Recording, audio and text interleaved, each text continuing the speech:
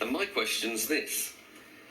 Since you know that surgical masks do not provide adequate protection, and that there is a common misperception that, amongst others, that they do provide protection, why didn't the HSE provide instructions that the healthcare workers required respirators? I think that's reflected in the IPC guidance, that where we believe there was aerosol generating procedures, they used FFP3. And outside of those areas, that's where they were using fluid-resistant surgical masks.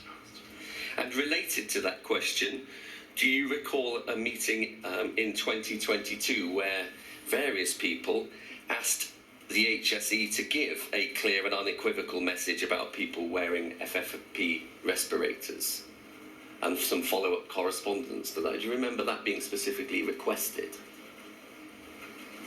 In answer to his question, do I recall the meeting? I don't. Well, do you recall being asked by, I think it was the RCN and others, for the HSE to send a clear message about that? And there being some discussions about that? I'll be honest, I don't recall the fine detail of if there was correspondence and so on. I'd need to refresh my memory. Well, in the time available, I don't think we've got time to go through that. So I will. So it's not going to come out of your time, Mr. Simblet. I'll be generous with you too. Can I just follow up a point being made by Mr. Simblet? If you know, it's a point Mr. Simblet was making about the IPC, or you made in your answer. If you know, as the HSE, that it is airborne, and if you know that surgical masks aren't sufficient, you surely can't, in accordance with your statutory duties, just say, well, we'll follow whatever the IPC Cell says.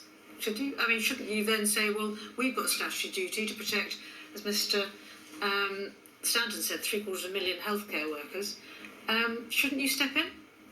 I think that's what we were doing at that time, in that the knowledge and evidence at the time, at the start of the pandemic, about routes of transmission was reflected in the IPC guidance.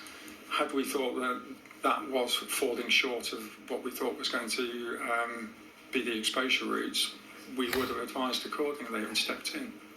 But you were part of the IP. I mean, there was an HSE representative as part of the IPC Cell, wasn't there? Yes, we had input into that, and we were there looking at the reasonable practicability of the precautions and being able to use those to satisfy their legal obligations under the Health and Safety at Work Act. So to that extent, and picking up on the question my lady just asked, the HSE was part of the IPC Cell and in a position to pass on to the IPC Cell those views as to what was required and what was insufficient, and in a position to say, actually, there's a statutory duty to enforce this. We were inputting into that cell as to what was required, yes.